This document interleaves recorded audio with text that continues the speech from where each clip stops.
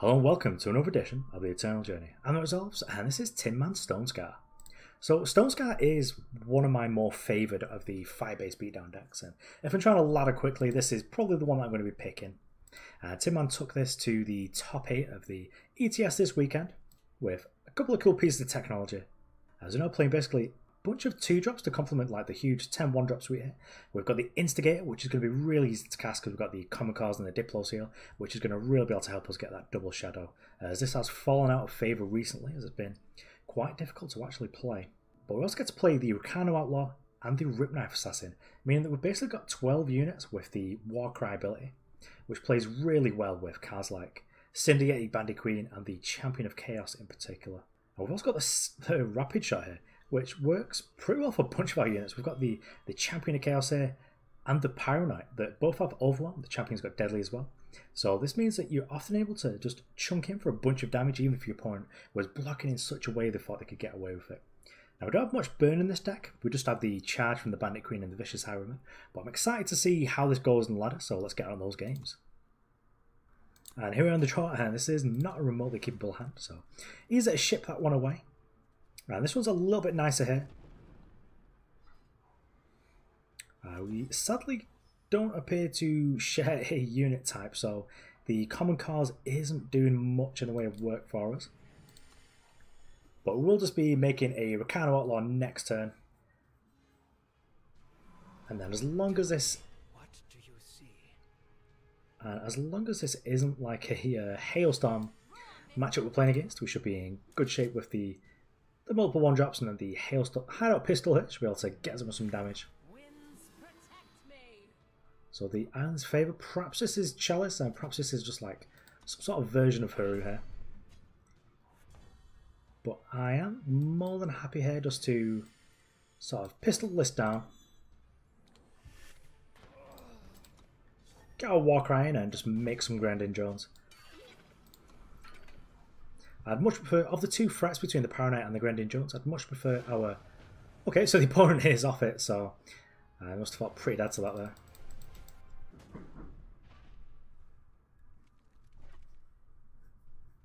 Okay, and here we're on the draw again.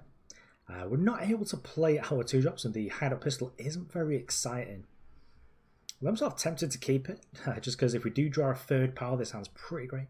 But we can't really mess about, especially if you're on like a beatdown mirror. Although the Grenadin drone does buy you a bunch of time there. This is a lot better. We don't share any unit types here, so this Common Cause is not excellent. So we're not actually going to have a turn 1 play here.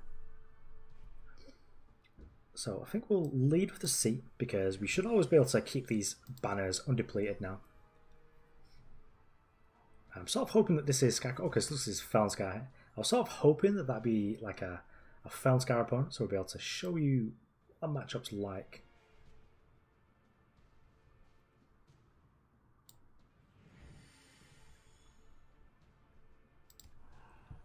And I think here's a choice between making like 2 1-drops or a 2-drop. I think we're just going to make 2 1-drops. If we get Hailstorm, then that's going to suck, but I've got a feeling this is probably going to be like a Scream deck, so that's not playing that. There we go. Sort of confirms it with the Amethyst Waystone that this is a deck that's trying to do something with this kind of card here. We can Syndicate to sort of take this out of action, be able to get it for damage. And I think that might be worthwhile because next turn we get to load up with 2 2-drops here.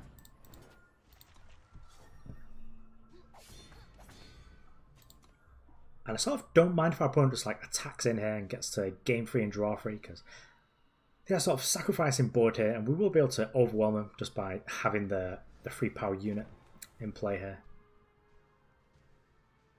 So it's as if they blocked but they didn't get to kill our unit. And if our opponent is spending the time doing stuff like Quarry, then they might not even have the time to be able to spend all those cards. Especially as next turn we will be getting in there with the Argenport Instigator, which makes any sort of sacrificing effects a lot more painful for the opponent here. So opponent took a little while on the Quarry decision there, so it must have been a rough one between whether they need the power or whatever it is they've taken. Snow blocks there.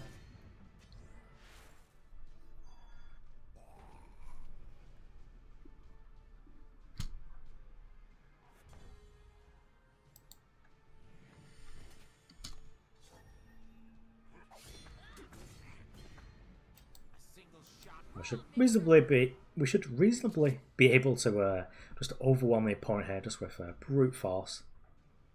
The opponent's deck is full of finesse and sort of really nice technology for just absolutely destroying mid-range matchups. But I'm sort of hoping that we'll just be able to sort of go underneath them in quite a way here.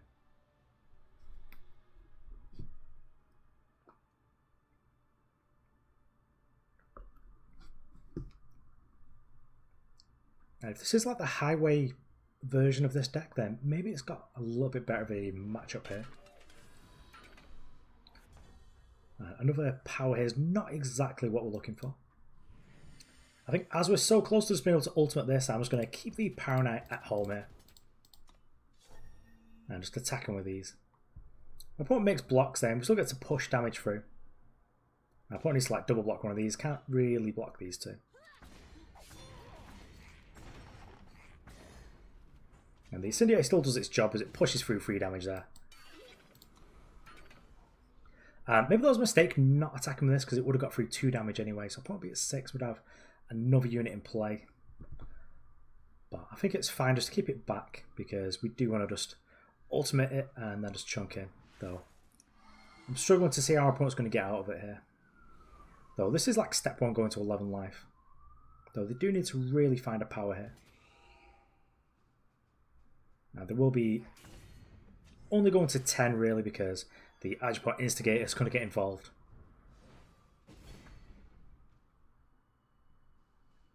I'll give me a one time. Hope they're not just randomly splashing like a lightning storm here.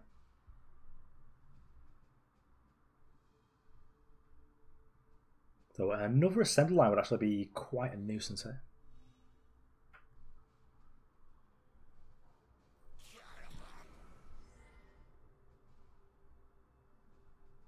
So this card opponent's got like a 0 cost spell here perhaps?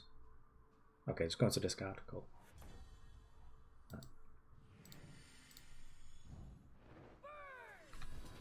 There we go. Can I remember what her ultimate like voice line was, but apparently it's burn.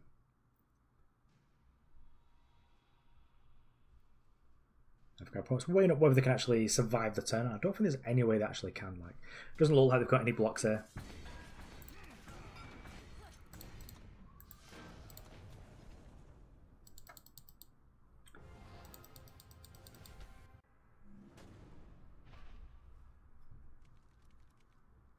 And here in the draw, so not so lucky. And I'm not sure how I feel about this hand actually. We do have a nice 1, 2, 3, and 4 if we just keep drawing power, and that should be able to get us there in the game. And we've also got the rapid shot, which works really well with Pyroknight trying to block in, or trying to attack in there if it gets blocked. But I feel we can actually just do better here.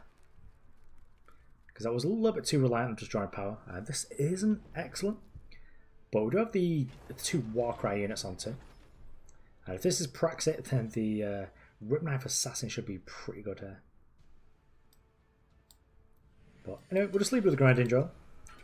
And then depending on what our opponent does here, depends on which one of these 2 drops I'm going to be playing. But I'm sort of leaning towards a Rakano Outlaw, especially if it's like an Initiate the Santa.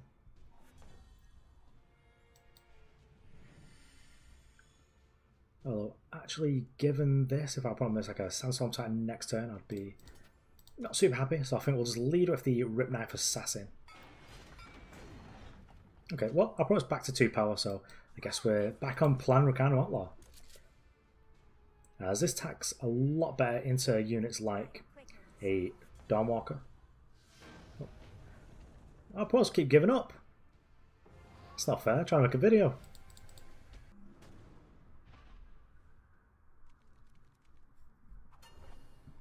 Okay, so we're in the draw again here, but I think this is a redraw.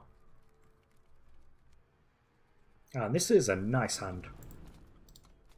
We're practically like 1 step away from having a fully powered up Champion of Chaos. And we've also got the Hideout pistol here. And there we go. Just never didn't have it. There's the Oni Ronin. Oni Ronin is, it just feels like it's put you under so much pressure. Sadly about playing the Oni Ronin, we don't get to actually play the Argenport Instigator. But that's sort of fine. Because our opponent doesn't get to absolutely rinse us with a Hailstorm next turn. Just going to play out the Grenadin draw. So Timor's list seems pretty good here. The everyone gives up.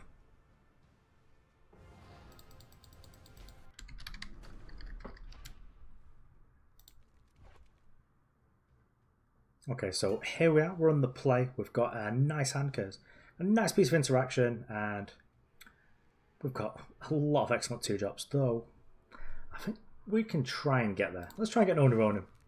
Oni Ronin just feel like it's put you under so much pressure, and here we go, we found him. Now we're going to keep the Diplo Seal, just in case we do need the double shadow. But so much like in Magic the Gathering, where you just feel like you're under a bunch of pressure from like a card like Goblin Guide, I feel like Oni Ronin does sort of a similar job.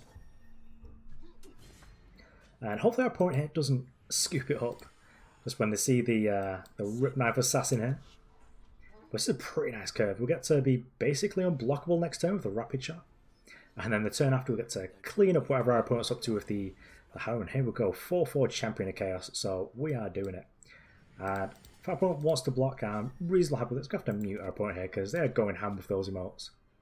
And no blocks from the opponent, which is great for us. Let's slam this Champion of Chaos. The next turn, depending on what our opponent's done. Although actually if they hold up Iron, I think that I'm not going to play the Highwayman. Well, I don't have a choice. They've taken my Rapid Shot with their Sabotage, which has certainly sabotaged some plans. But let's give them the old boop with the Vicious Highwayman here. I've got 3 War Cries this turn, so we're in great shape here. And our opponent is Life Force here, so they do have lots of ways of gaining life, but it's sort of like a grindy Life Force, and we're not allowing them to get into these triggers off. And they did get to do a real job on us here by being able to take out our Vicious Highwayman and the Rapid Shot, but we're just going to keep attacking here. The only block our opponent can easily make is the 2-1, because any of the other units get to kill their unit. But if we rip a Fire Source, then the Champion of Chaos is going to be overwhelming over whatever's in a way. And if our opponent wants to actually get value off this Memory Dredger, then they do need to attack with it. And the 3-2 on defense is a lot worse than the actual 3-4 here against the 5-4 and the 2-2. Our opponent hoping to survive for a turn. And lucky us, you know, we've seen how this goes. We'll get to give the older Champion of Chaos the Overwhelm ability. And that's why that's my favourite champion. Even better than Champion of Fury.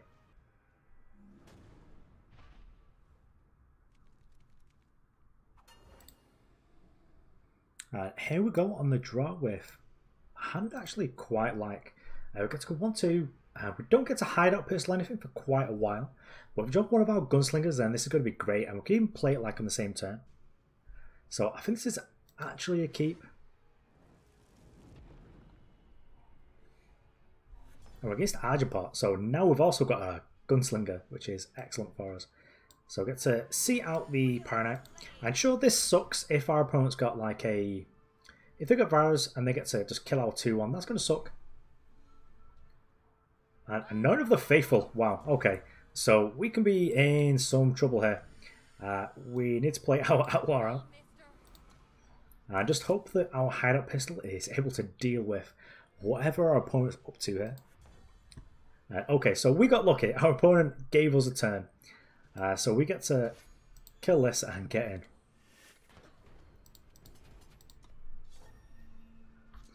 But that was definitely luck skill victory there.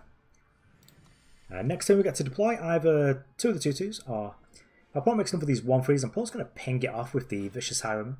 I also got to spend the turn vanquishing our 2-2, which is fine by me.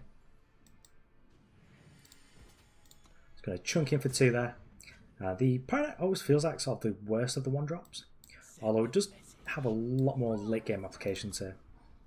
Sadly, it looks like our opponent is really struggling on power here. I'm sort of hoping they find like the 3rd power so we're able to sort of keep up. Another concession. I suppose this deck does. That's what it's here for. And here we are with the last game, I think. And we're on the play with what's a reasonable hand. Our Champion of Chaos is a bit rubbish, but we do get to go like drone into double assassin, so I think we'll actually keep this. The power's not great, but I really like just being on the play with Warcry units to see you can really make the most of them. And it looks here like we've actually managed to face down against Argenport opponent, I'm guessing with the Emerald Monument here. Which means we don't need to worry about Hailstorm, which is great. And we've got a bunch of deadly units. Okay, so this is like actual Rakano.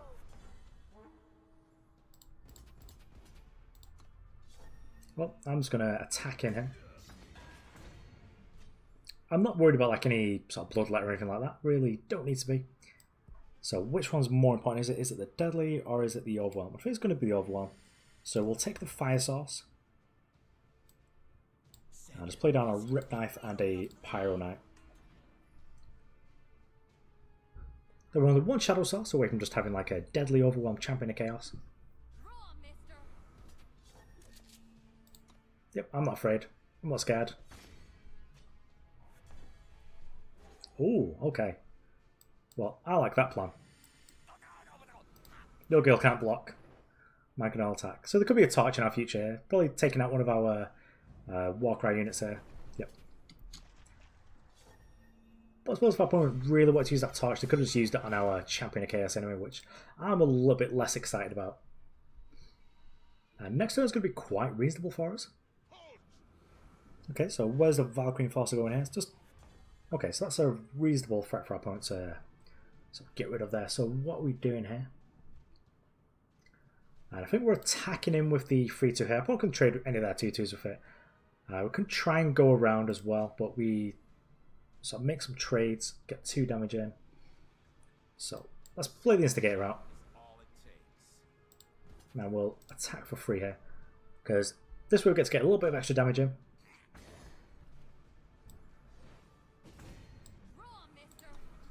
There, if we draw like a Bandit Queen there, we're probably going to be able to win the spot. But I think next turn's the turn where I'm perhaps going to go all out with everyone. And the Vanquish is pretty good. Vanquish being good against the Beatdown deck is reasonably sad, and here we go. We are living it. We'll get to rapid shot whatever gets blocked here, and hopefully it's going to be the Pyroknight, so we get to get a little bit of extra damage in. And there's no fast pause my opponent there. So they're at 3, and yep, they're dead next turn.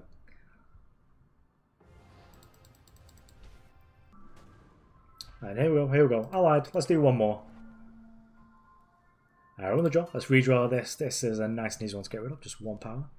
And this is more like it. We can't play our Grenadin drones on turn 1, which is a little bit sad, but I'm just going to chuck down the banner and just make 2 drops, and we'll play the Grenadin drones at some point before we Bandit Queen. There's no worry about that, because we do get to make this with this. Oh, okay, we draw a fire source. Nope, so Stonescar banner it is. If this is like Skycrack or something, I'm going to play it a little bit slower. Okay, I was going to play it slower and just play the Grenadin drone out if this was Skycrack. Okay, well, they did this, so I'm doing this. We get the fire source with the seal. Because this just invalidates both our opponent's 2-1s. We need to like use actual spells to remove these. And they do get war cries, but we've got Ripknife Assassin and then Bandit Queens to close the game, so we're in great shape. I think actually we are just going to the Champion of Chaos. So this is a nice spot to be in because she can't get vanquished. She can get torched, but so can any of our threats at like any point of the game. I'm not blocking her because next turn she's going to be a 5-3. Well, I was going to reload. Actually, yeah. We'll attack it for 5 here. I was just thinking for a moment that our opponent's Oni Ronin was a 2-1, so I was going to just lead with the Vicious Highwayman. But I was going to send a message with the Ripknife Assassin here. And if our opponent plays like any sort of 1 toughness unit here, we'll get to get in with the Vicious Highwayman. But sadly don't, so it's just going to be Bandit Queen for the next couple of turns. Just really wish we had the emote just to say end of the road, friend. But sadly we're stuck with this nonsense.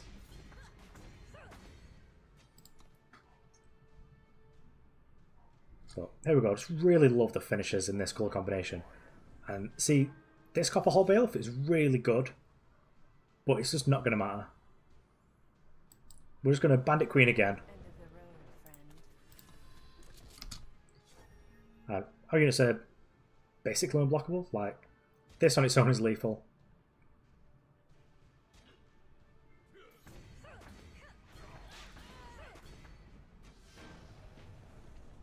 Yeah, weren't even on the play. That's just how absurd this deck can be.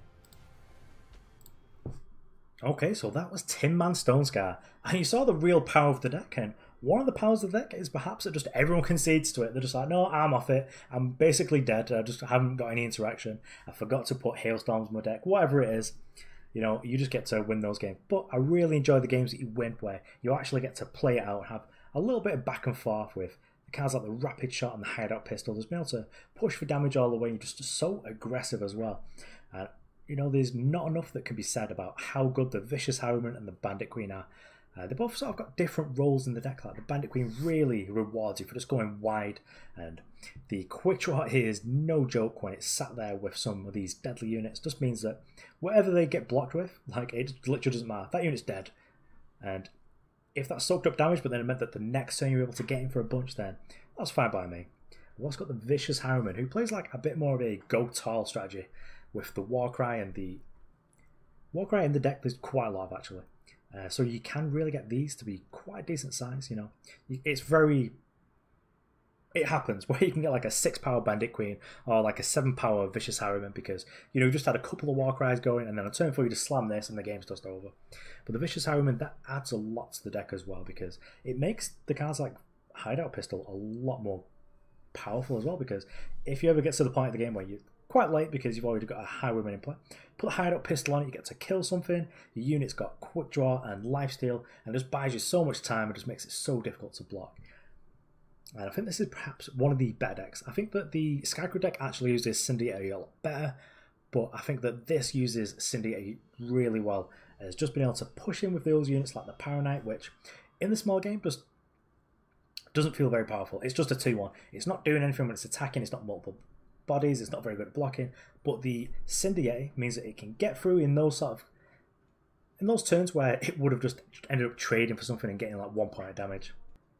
But I can definitely see why the Pyroknight is just like the 2 of at the end of the 1-drop curve here, because Grenadin Drone's great. If you're playing against like Skycrag or like the Mirror, anything like that, then Grenadin Drone just like kills 2 of their dudes, you know, gets to play quite defensively, and then you're able to take over the game with like your bigger threats like the Argenport Instigator.